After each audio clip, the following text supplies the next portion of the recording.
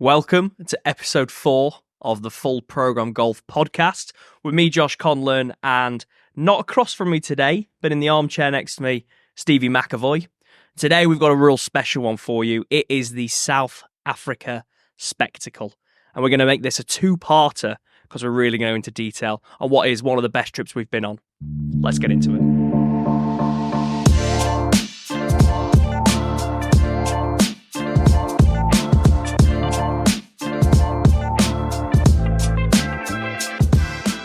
Stevie, how are you? Joshua, how are you? Yeah, very good. This almost feels a little bit more professional, doesn't it?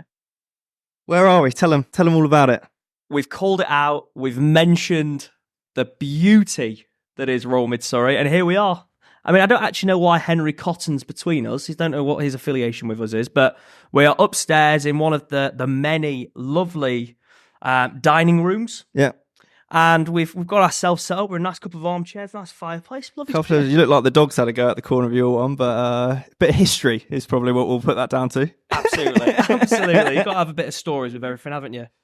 Do you know what, mate? It feels like I feel like I've taken my training wheels off or something, being given this microphone in my hand. Yeah, I'll be honest. I don't know what to do with myself. Normally it's just on that table in front of me, but you see a lot of people on the podcast are sat back. It's nice to be in that armchair, getting that feel. I'm feeling relaxed, but I'm a bit of a handsy talker, and so I feel like I've got to have a bit of discipline, keeping it up to my mouth. See, I'm normally a walking talker. Are you? Which obviously has been a bit of a problem. So I actually think the fact that I'm holding on to something gives me a different thought process that's going to help me, because otherwise you get me on a phone call, I am pacing around rooms. You get me on a work call, if I'm chatting away, I am pacing. I was trying to think how you could even do a podcast on the move. It'd be chaotic.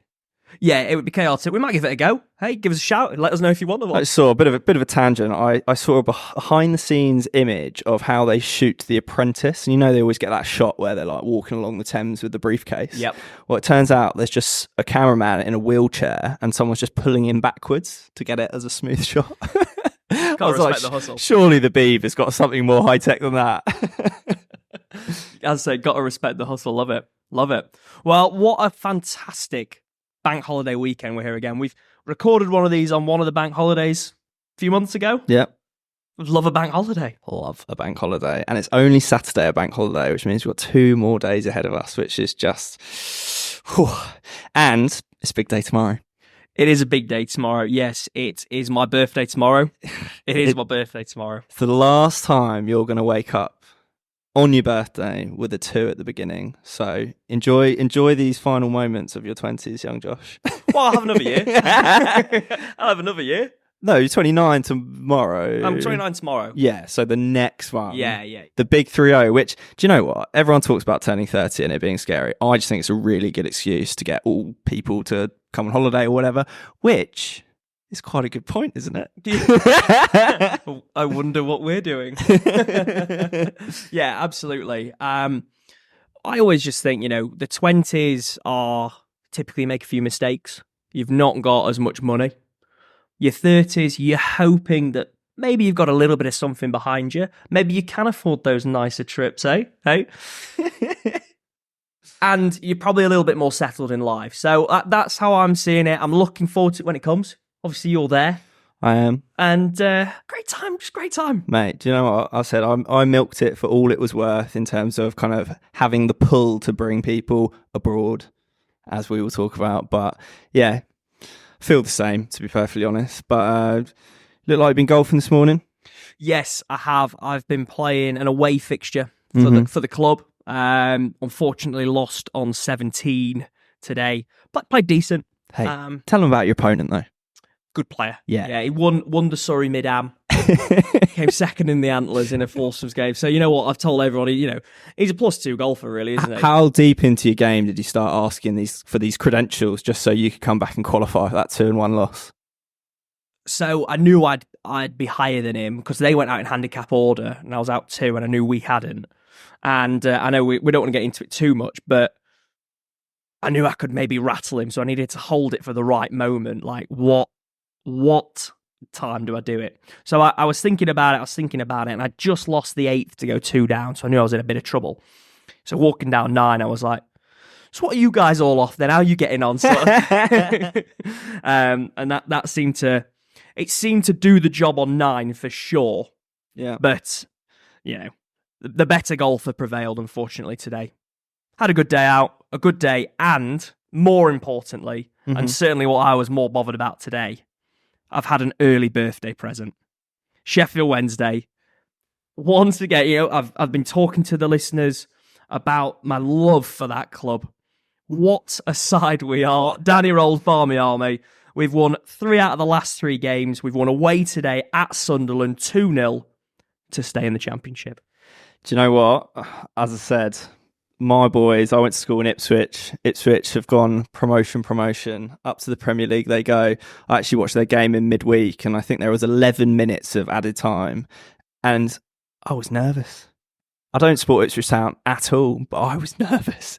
And so to see them do it was big today. Yeah, there's been a few Ipswich fans for suddenly come out the woodwork, though, haven't there, really? Which, is a bit of a... Same like Arsenal. Arsenal fans just keep appearing now that they're suddenly getting better. But, they're the types of clubs they are.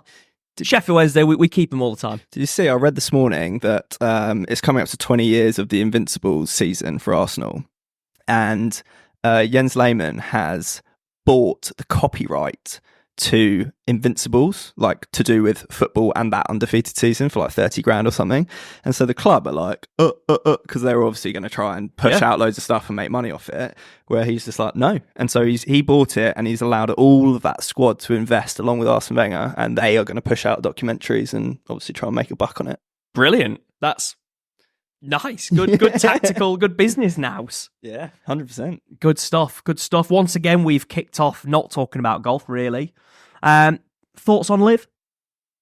Do you know what? I haven't watched a huge amount of Singapore. On Anthony Kim watch, I did check. I saw he shot 2 under in the first round, which was good to see. Which actually put him quite high up the leaderboard. I wasn't sure what 2 under would be doing, but he was like top half. I don't know what's happened since then. Regrettably, and he's gone back to being Anthony Kim. He shot +4 on a rain-affected, stormy second day. Yeah. So he's at +2. He's sort of down in like 40th, 45th. Koepka's winning, 12 under. I believe he did well there last year. Great golfing venues though in Singapore. Yeah, it looks fantastic. I mean, Koepka with a bit of form going into the PGA would be interesting. I saw he was quite short on the odds. He was in the top 10 shortest odds going into it already. He's just a big game player, isn't he? Yeah. As we covered in the Masters, I expect him to do better in that, even with no form. So as you say, it will be very interesting to see how he turns up in a major that he loves. Yeah. Did you watch any of the what was it? Where Rory and the Zurich Classic. The Zurich Classic. 2 players that can't win on their own. Yeah. 2 players that can't win on their own. It's such a hot take when McIlroy's on 4 majors and 25 wins. 2 players that cannot win on their own. Hey, I mean, they needed to win that because they were the biggest names in that field by a country mile. And they relied on one of the all-time worst putts under pressure in that playoff hole. I mean, what? Hot take Conlon here, just undressing the PGA Tour players. I've just lost 2-1. After a 2-1 at Roehampton Golf Club. Yeah, it's like when you see those videos of people just laying on the sofa and someone misses like a 4-footer. Hey, well, you're in your armchair and you're playing up to it really nicely so far, mate. I'm enjoying it, Oh dear. But no, it was good to see them win. Obviously, we posted that clip out of Rory singing afterwards. I think that again was just relief. Just nice to have a win. Do you know what? I was like, fair play. Like that was actually. Because they were fighting against Adelaide that whole week, and like Adelaide was unbelievable. Yeah. Like quite clearly, the fans down there just bought into that tournament. They buy into that tournament every time it's been there. Yeah. And I know everyone bashes the team thing and Liv, but like the fact the Rippers won in a playoff in Adelaide, it was like Liv have been hoping for those kind of moments. And so I actually thought Rory doing that, and I wonder if he thought about it at all.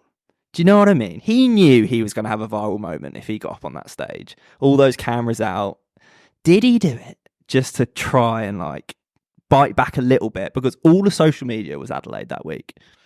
I think so. He's also back on the PGA Tour committee, isn't he? I saw that. So, yeah, I mean, it wouldn't shock you, would it? I mean, it's not a normal McIlroy thing to do. So, either way, fair play, because it did go viral, so we got it done. But I'm going to try and give him the benefit of the doubt of that has to just be a bit of elation that he's managed to get over the line with his buddy. I think Big Shane gives him a little nod. Big Shane gives him, go on, just be a bit more fun. Go on, mate. Well, when we did an island trip, it was a good few years ago. It was about, I think it was 2019-ish. It was the year that Shane won the Open, and it was post that. And obviously, apparently everyone knows everybody. The taxi driver in Dublin was talking about how he knows the Lowry family, and of course, and by all accounts, the send that Shane and his mates did was an all-time send post-Open. I mean, it should be, right? Do you know what? I think's always a really good, like, where do golfers stand on the I want to have fun list, right? When the Open is St Andrews, and obviously that whole town is right on top of that golf course, and it's got all the pubs, and it's all golf vibes, and it's all golfers there. Which players do you see in the pub on like Thursday night post round, Friday night post round, where they're still teeing it up the next day? They're just relaxing. They're just having a couple of beers. But I always think, I'm like, okay, I see. Yeah. Like it. Straight in the Dunvegan. Loving it. Yeah. No, it is good. It is good. Yeah, you wouldn't catch a tiger in there, would you? No.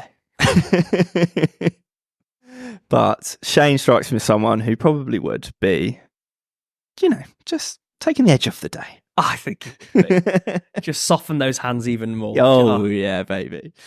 Beautiful. So, where are we going today, Joshua? Yeah, so we're actually going to go a little bit further afield, aren't we, than where we've covered so far. And a golfing destination that I actually think hasn't been utilised to its full potential, and is somewhere that I know is very close to your heart with some family connections. Very. But is a really, really sensational place, trip, golf courses, everything. And we're going to get onto that, but fantastic. Well, what are we? We've run it how many times now? 3?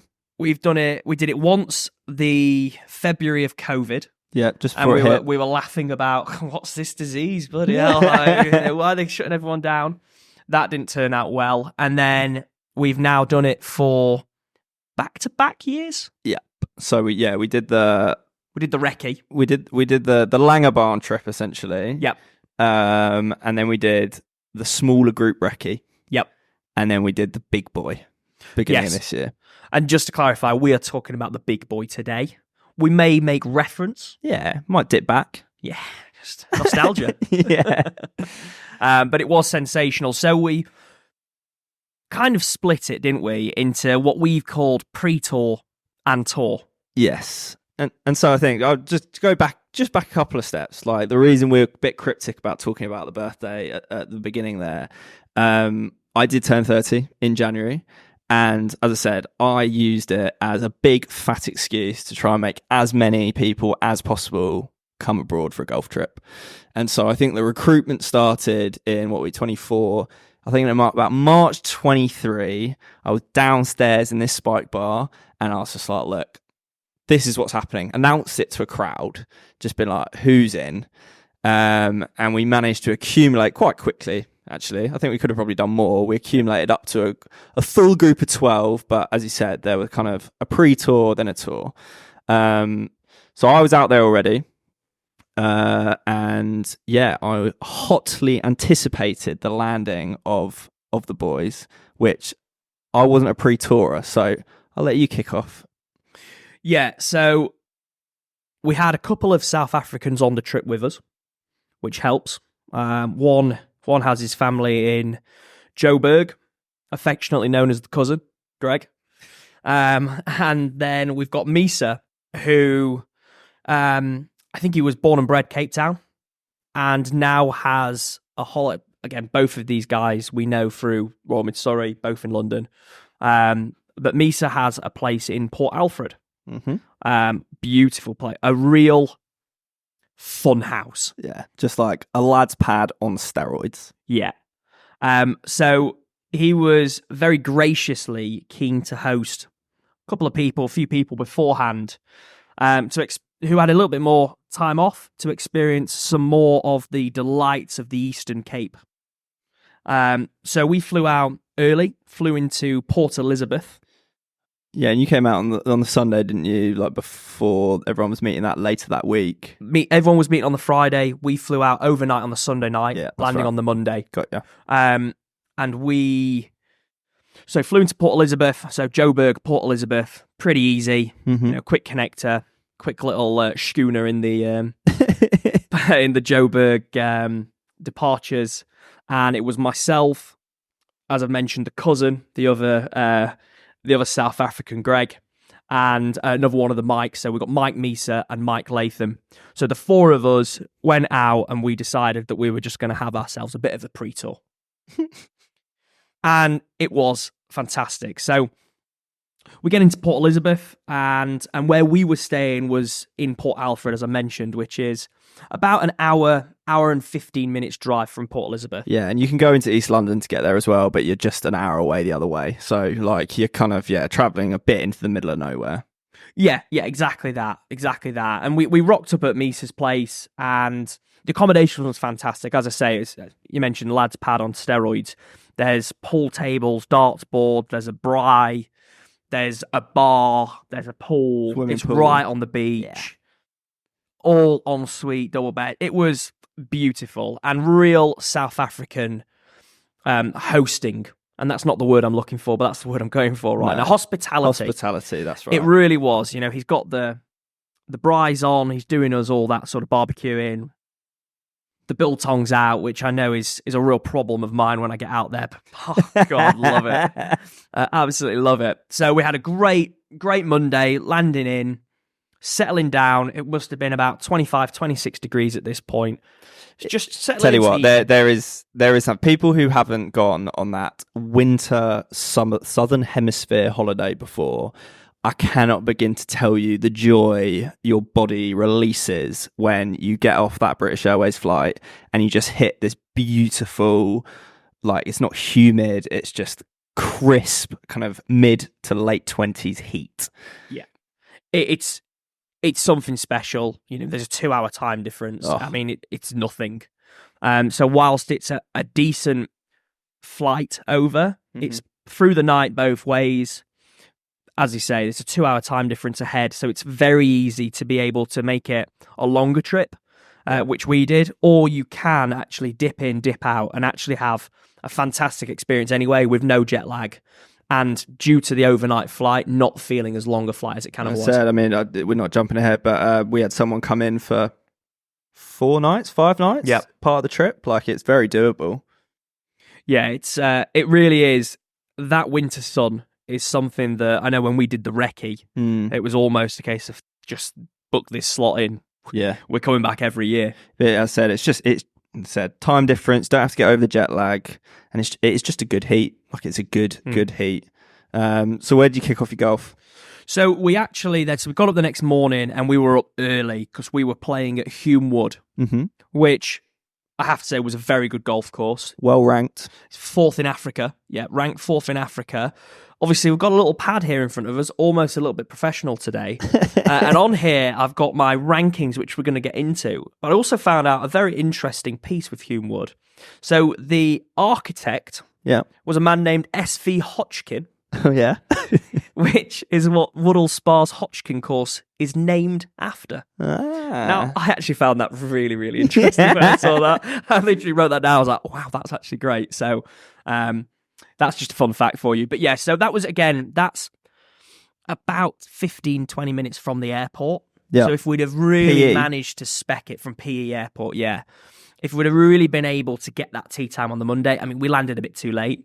That would have been a perfect start because as a result, we're about an hour and 15 away, which is probably the max that you would want to be doing pre-round. Yeah, I'd say a little bit of advice. If anyone is or wanting to play the day they land and they're not going and stopping at Joburg or Cape Town, you need to get that early BA flight to Joburg, because if you don't get that early one, by the time you connected and got across to Port Elizabeth, East London, wherever it might be, you're probably too late to play that day. Whereas if you get the early and then you get a quick connector, you probably could nip an afternoon round. It's about 6:30 p.m, isn't it? Yeah. The day before. Yeah. No, great point. And so we weren't able to.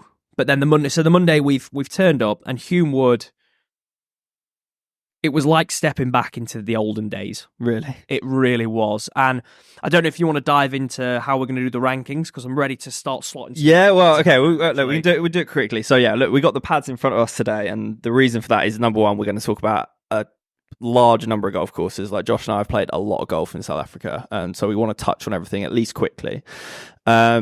And so on previous episodes, we've talked about the 3 Ps, right? And I think we've gone away and we've got a bit of a clearer definition of kind of the 3 Ps and then how we're going to rank things. And just so people get a sense of kind of when we're talking about it, like where we actually are seeing it. And we're going to keep that clarity on the website, on our courses, 100%. on our loops.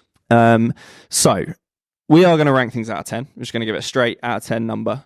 How do we get to that number? Well, half of it, so I suppose you could argue, out of 5 is course. Like, that's the most important thing. That takes up half the ranking. The second half of the ranking is the 3 Ps, but we're going to slightly redefine the 3 Ps. So the 3 Ps are practice facilities, pro shop, patio. Nice. And those together make up essentially the other 5. And so combined, that's our 10 score. So we've all got our rankings. We've got a whole heap of courses to talk about. We're on Humewood. I'll let you get stuck in. Nice. So it's ranked 4th in Africa, which is the second highest ranked course that I've played in Africa after the links, which obviously is we're going to get onto, and we know what that is. I expected more. Yeah, I expected more. I have it actually at a 7.5 out of 10, I would say. And the reason for that is I think it's a good golf course. It really is a good golf course. The problem we got is we got it on a bit of a grey day. I mean, the rest makes a difference. It makes a real difference. The rest of the trip was just sensational, but we got it on a bit of a grey day. Been on a flight the day before, and my game didn't hold up to the flight. So I fully accept, and I'm sure everyone listening can appreciate, if you play badly and maybe the sun's not quite shining like you expected, it's going to impact your day a little bit, right? Yeah. Oh, well, a little bit, a lot, whichever it may be. So I can appreciate that the golf course is a good golf course. There's some really fantastic holes, and the putting greens, as an example, are quick. They are undulating. They are what you'd expect from a highly rated golf course, right? Yeah. But as an experience, and certainly if we break those two, that 10 down into the 3 Ps, the pro shop was below average. Yeah. The kit in there was real South African kit. It just wasn't good.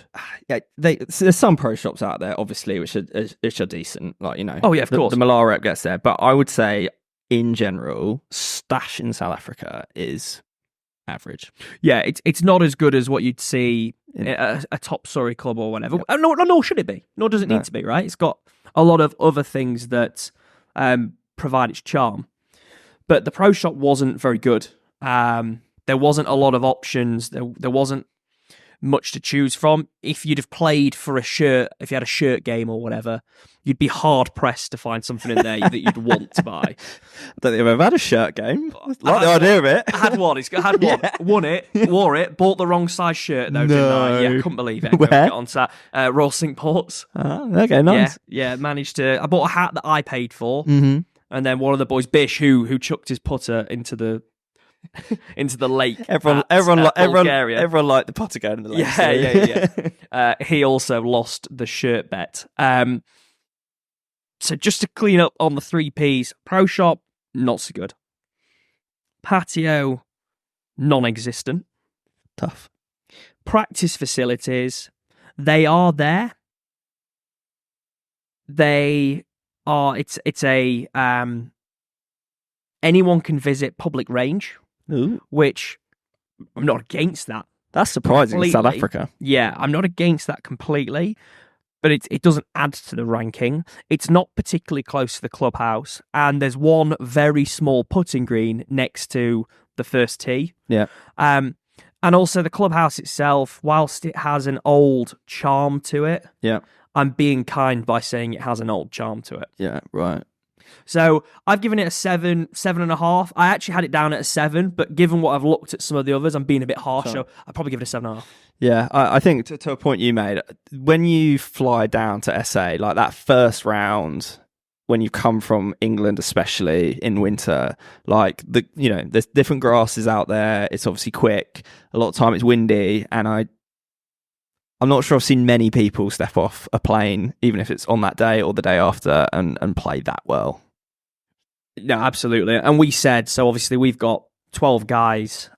We were playing for the trophy, and we all said the pre-tour or the man who's already out there definitely have a better chance of being able to take home the trophy. I was the person already out there, so I was one of the 5. You were obviously another one of the 5. I would have put, it's 5-12, I get that, but like I would have put a huge amount of money on the fact that the winner was coming from those who have played golf for a period of time building into the competition, which we'll get to.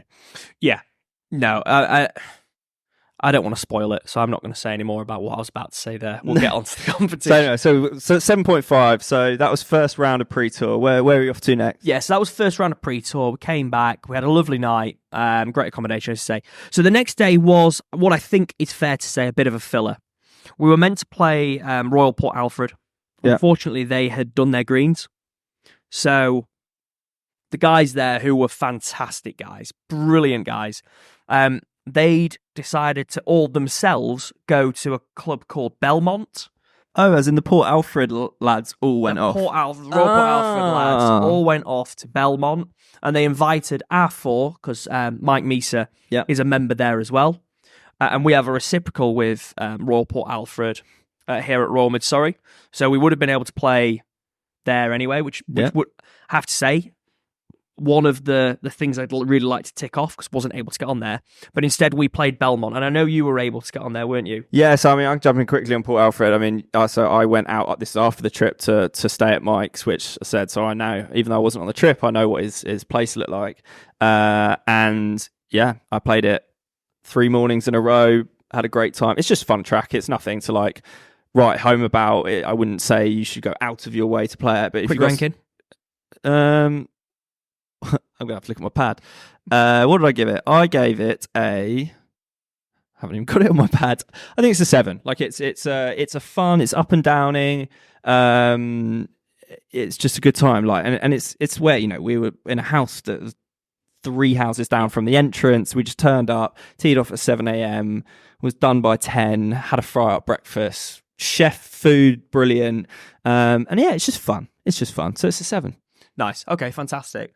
Well, the guys there were brilliant, and we met them at the Belmont Golf Club, which is a dog track. I've come in here with hot takes today, and I nearly spat that word out because it was horrific. We had a nice day. Yeah, the sun was shining. And it needed to. And it really needed to. It's one of those courses that really, you wouldn't play it. I mean, you're not going to play it unless you're living there or staying there. Where was it? It's around Port Alfred. It was around 40 minutes away from Port Alfred. We actually, on the way back, stayed in what is one of the oldest pubs in South Africa. Yep. And I wish that the name would come to me, but it doesn't. Wasn't it Pig something Pig? Yeah. Something Pig.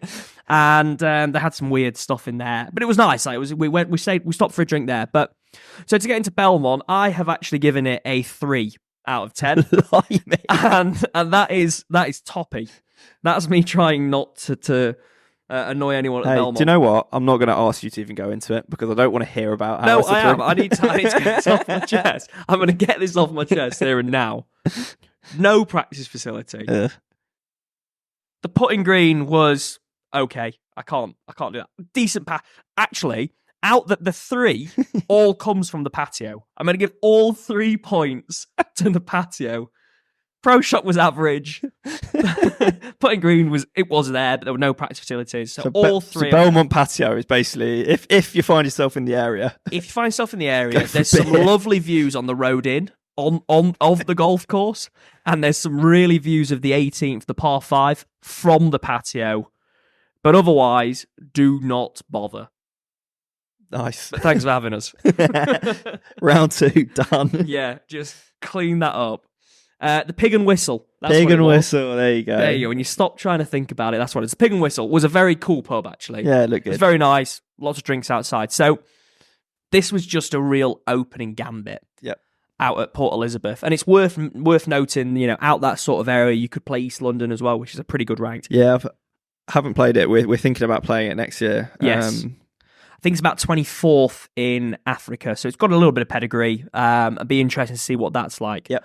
But then from there, we realised that we needed to start eating into what was a 6-hour drive down to George to meet the boys before the fan court experience begun. Yeah, we were going to get to George on the Friday, so these boys were a couple of days to get across. Yeah, exactly that. So we've had the Tuesday at Humewood. Mm-hmm. We've had the Wednesday at Belmont. Here we are Thursday morning, knowing that Thursday night we are staying in a hotel in George, which is 6 hours away, and quite a lot of kilometres away for it to be 6 hours away in South Africa, because you can really chew the roads up there.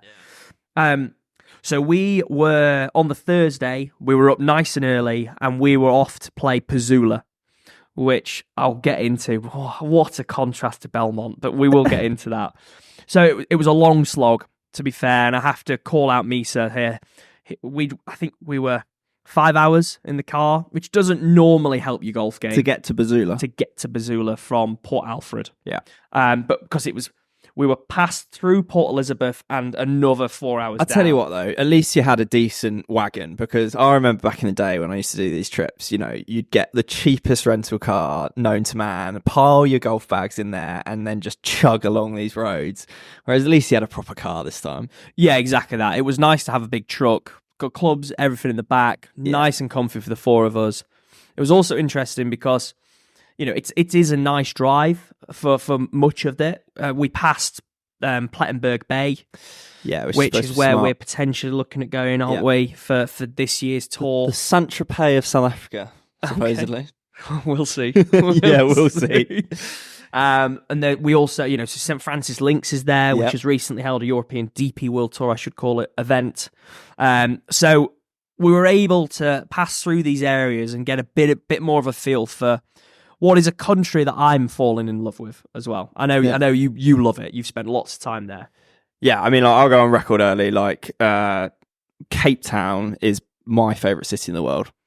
Wow. As in, I can't think of anything that actually even comes close to it, from the time of year you can go to get good weather, to the food, to the people, to the what's on offer, i.e. mountains, beach, golf. It just has what I like. And I think something worth mentioning right from the get-go, if you're a sterling pound earner, yep, that exchange rate is beyond favourable. And spend money. Even when we started going, when we were 2020, 4 years ago, when we were in our mid-20s, only just starting to earn some money basically in London, we felt like millionaires then. And so it's a money no object kind of place, which is rare. It's rare these days. It's one of those places that the cost is all up front, right? You've got the flight, which a 12-hour flight is going to cost you what a 12-hour flight is going to cost you. Yeah, fact. And the accommodation, typically, we've been a little bit spennier because we've had some really proper Airbnb pads or lovely hotels, right? But once you are there, as Steve rightly says, you cannot spend money. The golf is scarily cheap. The food is outrageous. The wine, as you'd expect, is stunning.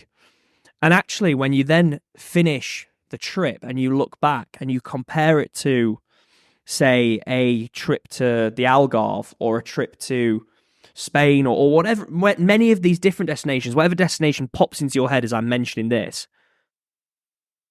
the cost is likely to be the same, if not cheaper, for the same amount of time because of how expensive golf is in these locations that are now well versed in hosting. Yeah.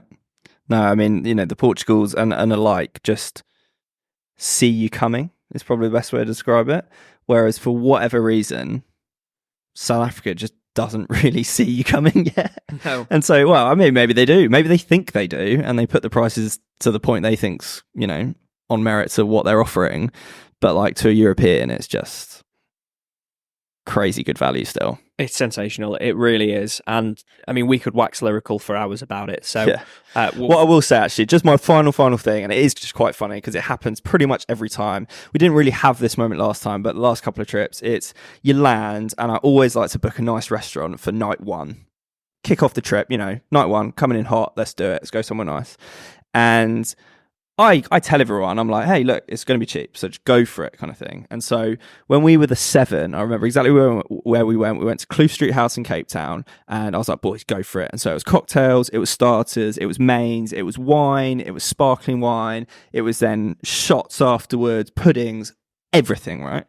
And this bill came for 7 of us, and it was the length of my arm. And I could see everyone kind of almost nervously lean in because, like, if that was a London do, you'd be in for like hundreds of pounds each.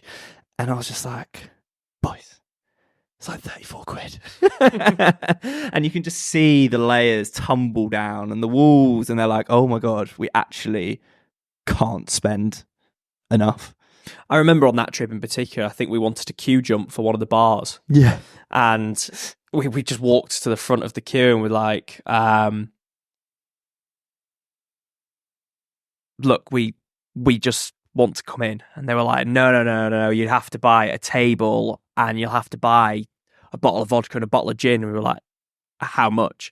And I think it ended up being like 30 quid each for the queue jump and 2 bottles of spirit between 7 people, which we're not advocating that behaviour. But it's possible. It's a no-brainer. Yeah. No, it's class. So anyway, sorry, we digress. Back to Pezula. You are about to land in Pezula. Yes, so Pezula is, as I say, about 5 hours down from Port Alfred. It is in Knysna. Yep. Which I think in and of itself is a really lovely location. So my old man goes out to Knysna. It's a bit older, a bit quieter than a Cape Town or a Plet, but like Knysna, hot travel destination, and that's where my dad goes out to for a month every year to golf and enjoy all the things that we're talking about. And again, there's a couple of good golf courses there that we didn't manage to play this trip. Samola's really quite decently ranked. Yep. I think Knysna Golf Club's decent as well. But we had the absolute pleasure of pezula Pezula. What a day. It could not be more contrasting to Belmont. Pezula was just a dream. Talk to me. Why? See, we turned up and we greeted with what had the feel of a pretty new money clubhouse. Which, me being a Sheffield boy, I love that. Big new money guy. big new money guy. You walk in, you've got a fantastic bar setup, great patio that overlooks the first and the 18th, the 18th green, and then the first further off and down to the left, with the putting green in front of you. So patio tick. There you go. There's the first P. Fantastic. You look back, you've got a great big pro shop all down the left flank, which again is stashed up. Nice. We've mentioned what we like to hear. Yeah, we've mentioned South Africa pro shops, not necessarily the best, and they don't have the best sort of stuff. Big Callaway guys. Big Callaway guys in South Africa. I'm trying to think of the other brands. Ernie Els has a line of clothing that's out there a lot, and then I think it's like Cutterback or something like that. Cutter and Buck. Cutter and Buck. That's it. Yeah, they do a lot of that, which I can't say I love. Here's the thing, though. Like, the reality of it is that the general demographic in South Africa is not wanting to spend your Peter Millar, your Galvin Green, your Jay Lindenberg money. That's the reality, and so you just don't find those brands well stocked in most pro shops. Yeah, very true, very true. This was a good pro shop, and sat in, had a lovely lunch. You know, we'd been on the road for a while. We're trying to get some of those aches and pains, some of those creaks out the back. And the sun was shining. It was just a beautiful day. However, no practice facility, which Dun, dun, dun. I've got to call that out. What are you doing, Pezula? Please. You'd have been a 10 out of 10. If you got, well, maybe not. But you'd have been right up there if you had a practice range, at least. Even a net. Yeah, I mean, tough. It's tough. And it's something that you know, I feel like rightly needs to be raised. It's one of the... For me, if you're in the area, you have to play Pezula. For me, if you're anywhere near the area, you have to go to play Pezula. Yeah.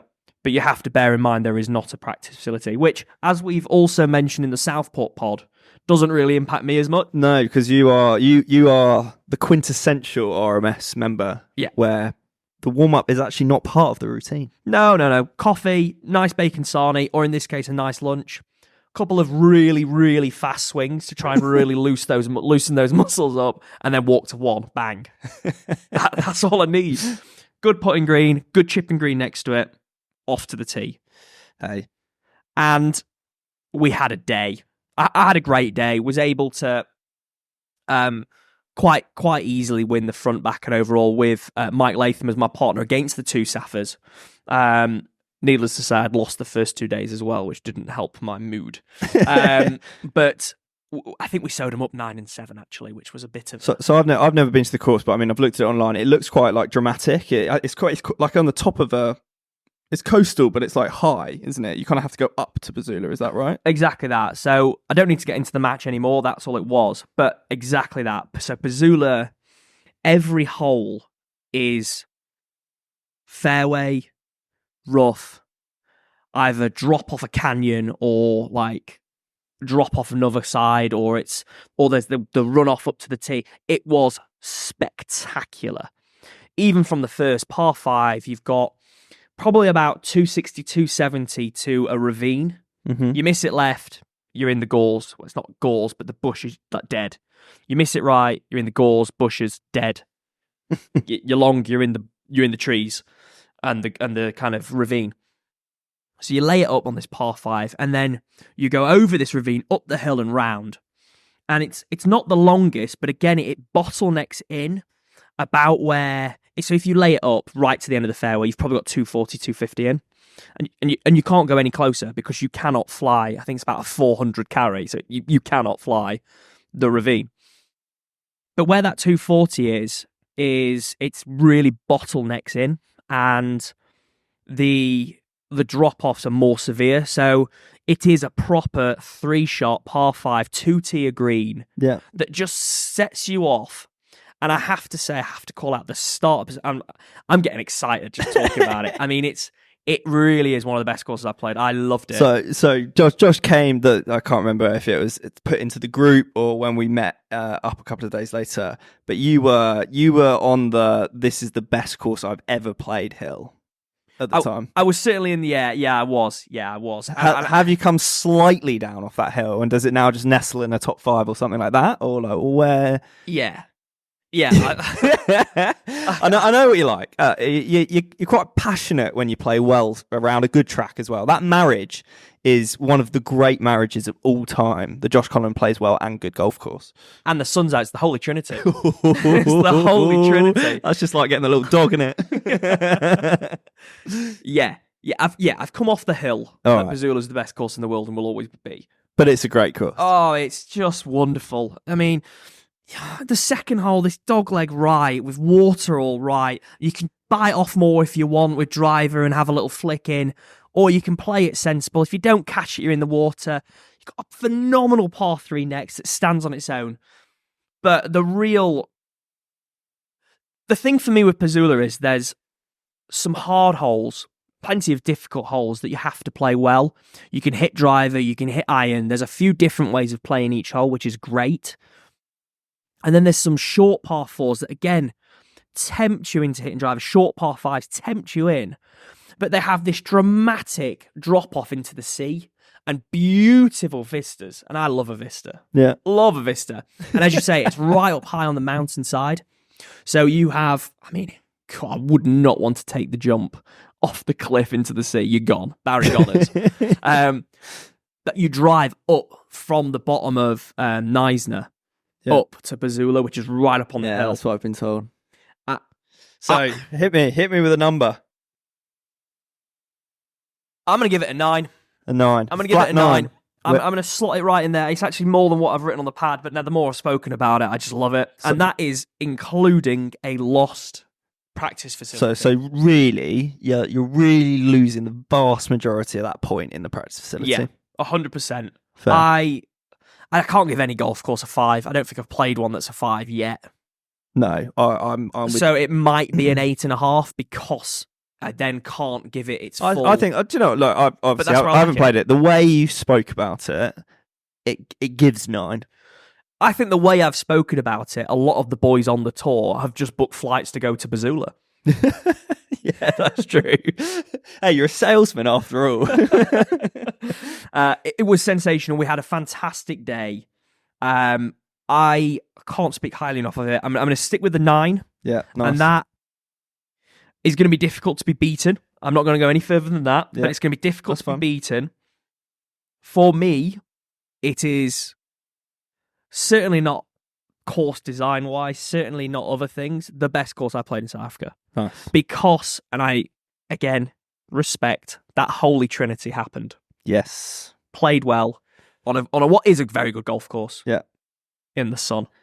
It is ranked only number 34, though, in South Africa, so I had to come off my hill. South Africa? Sorry, in Africa. In Africa. Is it really that low? It is low. Blimey. Yeah, which... That... Don't second guess yourself, though. I'm not. No, I'm not. I'm not.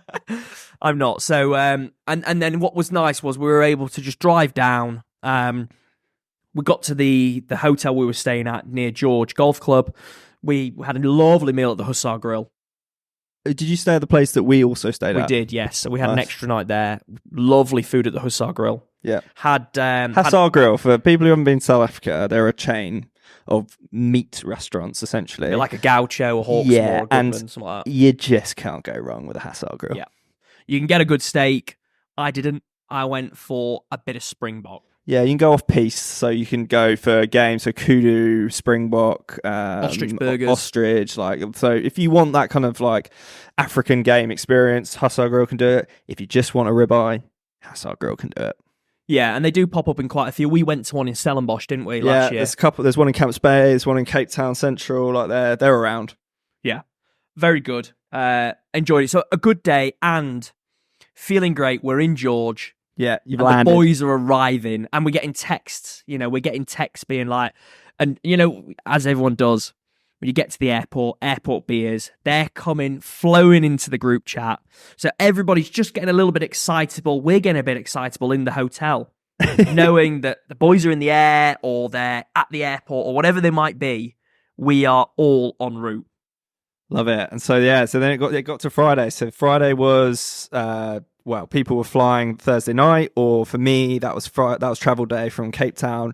You guys were obviously there, and so you rounded out your pre-tour with a round at George Golf Club.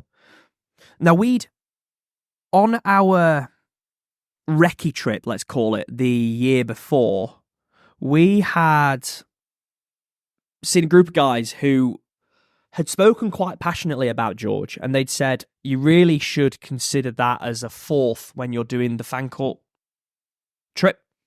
So if you're doing Outeniqua, Montague, Links, you really would be remiss not to do George with it. And I agree with them. I think it certainly has a place in the trip because it is a much different golf course to those other 3. It's just not coastal, is it? It's not coastal. That's a big first point. It's not coastal at all. There's no views on the golf course. It's not going to blow you away with the vistas and things like that. Actually, we played lots of courses that weren't coastal. Anyway, sorry, carry on. But I get the point you're raising, right? It's a good golf course. You know, it's a decent parkland style course with a bit of water here and there. There's some fiddly little holes. There's a couple of longish holes, but it's a small plot of land that they've popped an 18 holes into. I would say it's a good test. It's by no means easy. Yeah, so I mean, we obviously came and met you boys. So we met on the patio for some beers after they played, and I've heard really good things about George Golf Club, exclusively good things, and it just wasn't what I was expecting. I don't know why. It just felt like you said. It felt like quite a small club, and yeah, just not this big brash golf course that I think I was expecting it to be. I don't know. Okay. Yeah, it's a small plot of land. And it wasn't a big golf course. It was tough. It was a tough golf course. There was maybe that's it, because it's ranked highly. Maybe it is just on merit of difficulty. Well, yeah, it's ranked 30th in Africa. So it's 4 higher than Pezula, apparently. So whoever's doing these rankings needs to really go and take a long, hard look at themselves. Come see me. Yeah. Need to take a long, hard look at yourself. It's a good track. I would say go and play it, because I think certainly as a test compared to the other 3, as I mentioned, that's next door. I mean, it literally was about 5 minutes away. It's 10 minutes away. It's good to have some variation, but the pro shop was good. I have to say, actually, from a merch perspective, the George logo is good. Yeah, it's a nice little pink flowers. I like my pink. It all starts with the logo. Like, and to be fair, so, you know, new golf courses are popping up probably in America more than anywhere else in terms of like high quality ones. Yeah. Like Cabot Farms, Citrus Farms. Have you seen that? The one in Florida. Like, it's just so critical that you got to get a little kind of brand going with your logo, which is going to translate well onto merch, and it just makes such a big difference.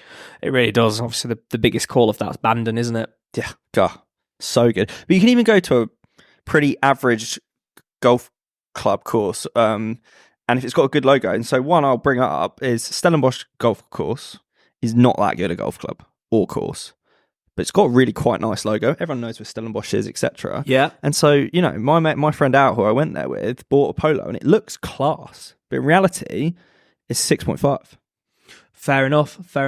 Again, you know, you can use that example all over the place, can't you? Yeah. And it's in your colour schemes, logos. I think the best logo I've seen from a course that typically you wouldn't have as top tier is probably New Zealand. Yeah. It's a good golf course. I'm not bashing it at all. It's a good golf course. But it's not in your Sunningdales, your Walton Heath, your Berkshires, your Swinley Forests. And yet, for a long time, it held a spot as my putter head cover, because the little bird and the lilac, which I'm wearing now, lovely colour scheme, great little big lilac. It was big logo guy. It was lovely. Yeah, nice. Sorry, back to George. No, not at all. So good pro shop, practice facilities. I couldn't find, so I can't sit here and say they weren't there, but I couldn't find them. Yeah, I can't say I gave it a big look. Just give it a default average then. Yeah, so it's not really there. Putting green was decent. It was decent. We had a good putting comp. We had a good the tour off. Everyone was told to come report to the patio with a putter and a ball. Yes, with a putter and a ball. And there was only 2 people who forgot a ball. Matt and Crowther. Shock. 2 lads that you'd expect to forget to bring a ball. And they were fined appropriately. But I'm going to give it a 6.5. And my rankings are pretty harsh, to be honest, other than Pezula. I was going to say, I didn't play George, but maybe a 7. Yeah, I feel like my 6.5 on a Stellenbosch is probably a 5. I'm trying to calibrate against you here. I am Simon Cowell of the golf ratings. And I'm just Amanda Holden. Yeah, just loving it. Just happy to be there. You're fantastic. I don't know you look like a pop star. You sound like a pop star. You are a pop star. Bit of Louis Walsh. Oh dear. Yeah, sorry for the accent. Yeah. I feel like George is definitely a much better golf course than Stellenbosch, and so all right. Yeah, I'm getting a feel for you. I'm seeing where you are. I accept it. Yeah, I mean, I've not played Stellenbosch, but yes, it's a good golf course. It's worth playing for sure. Mm-hmm. Can't wax lyrical about it. Yeah. I enjoyed the day. We had a really good time. And that evening, we were back to our hotel. Yeah. Post first putting. Yeah, so we all landed, we all quickly checked into our hotel, and then we went straight over to George Golf Club, where we met the boys who just finished their pre-tour, essentially, and we, all 12 of us, which was the full party, were all together for the first time. Sun was shining, it was a beautiful evening, said everyone in the shorts and in t-shirt, polos, whatever, sunglasses on. We had a load of beers, had a really good putting contest, and then back to the hotel and just kind of settled into dinner. And, you know, energy was predictably incredibly high with what we had to come. Yeah, and we had a lovely shirt ceremony, didn't we? Opening ceremony.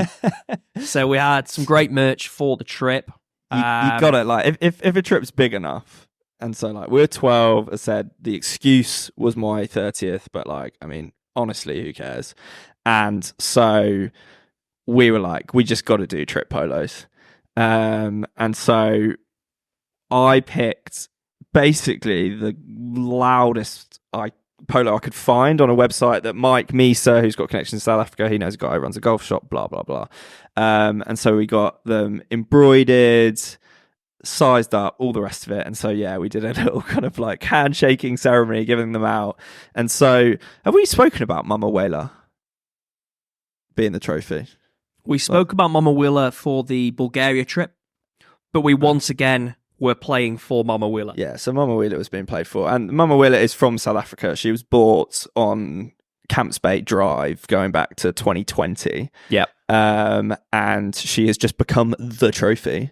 And it is without a doubt, well, actually, Ryder Cup, but it's desperate to win Mama Willa. Like, it's a big deal at this point. It's probably being competed for. I've been cheated out of it. Yeah, sorry, a couple of times. And do you know what, Josh? I'm going to pause you and not let you go there. No, again, I've got some hot takes. I was ready to jump in again. I'm feeling good about you for Turkey this summer, and so like I think your moment in the sun's going to come.